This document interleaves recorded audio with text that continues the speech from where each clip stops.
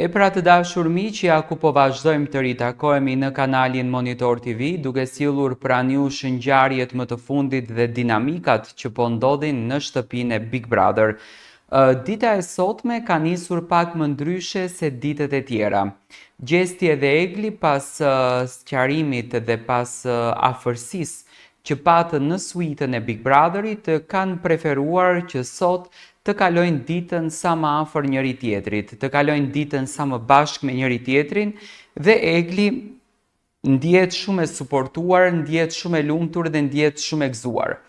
Por në anën tjetër, po t'i hedhim një sy ngjarjeve në shtëpi, për shembull Valbona ka përzgjedhur që ditën e fundit në shtëpinë e Big Brotherit të kaloj me Jozin, të kaloj pranë Jozit dhe që të dy po bisedojnë dhe janë të shtrirë në verandë. Dhe në anën tjetër Valbona po qëndron me Laertin.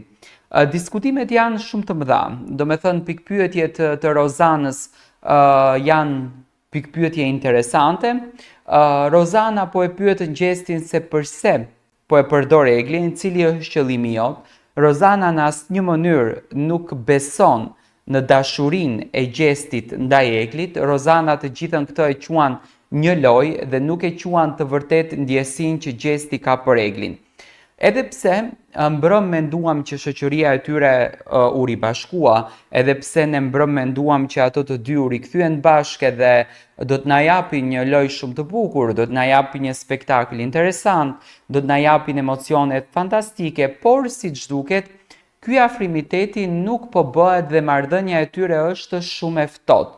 Marrëdhënia e Gjestit edhe Rozanës sot pati përsëri batica dhe zbatica, siç i themi ne, pati ulje dhe ngritje, pati përsëri diskutime, pati përsëri tema, pati përsëri ngjarje, gjë për të cilën do me thënë Rozana filloi duke i bërë ca pyetje Gjestit, dua ta di të vërtetën përse e përdor Eglin dhe cili është qëllimi jot në këtë mes. Egli nuk ka komentuar fare, nga qëndrimi i Eglit dhe nga shikimi i Eglit kundërdrejt Rozanës, e vërejta që Egli vërtet nuk e ka me qef Rozanën dhe vërtet e quan një lloj përzierje në marrëdhënien e tyre. Ndërsa Gjesti diskutimet me Rozanën i bën duke qesh.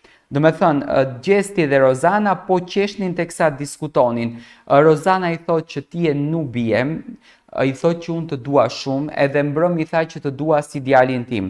Unë kam arritur të kuptoj që shoqëria më e vërtet edhe më e sinqert në këtë Big Brother është shoqëria e Rozanës edhe Gjestit.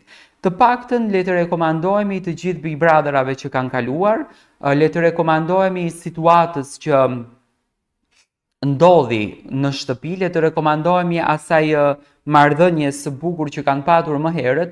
Shoqëritë e sinqerta që kanë vazhduar dhe jashtë shtëpisë kanë qenë po këtë shoqëri të natyrës të këtill, të tipit të këtill, të njeriu të këtill që në fakt Gjesti dhe Rozana po bëjnë. Unë besoj që kjo shoqëria është një shoqëri shumë e bukur, por Gjesti dhe Rozana janë strateg të fortë në lojë dhe fusin një çik nuanca zënkash. Për shembull, Rozana ka patur dhe zënka shumë të mëdha me Laertin, por nga fotografitë që ka publikuar At Nikola Xhufka në Instagramin e tij dhe në TikTok, do të kuptoj që Rozana dhe Laerti kanë një marrëdhënie shumë të mirë jashtë dhe nuk është kjo njohja që po tregohet në Big Brother, dhe kështu që edhe Gjesti po e përdorën këtë strategjinë me Rozanën dhe unë jam shumë i bindur që njeriu i vetëm që do t'i mbeten Gjestit në këtë raport shoqëror nga Big Brother do të jetë Rozana Radi.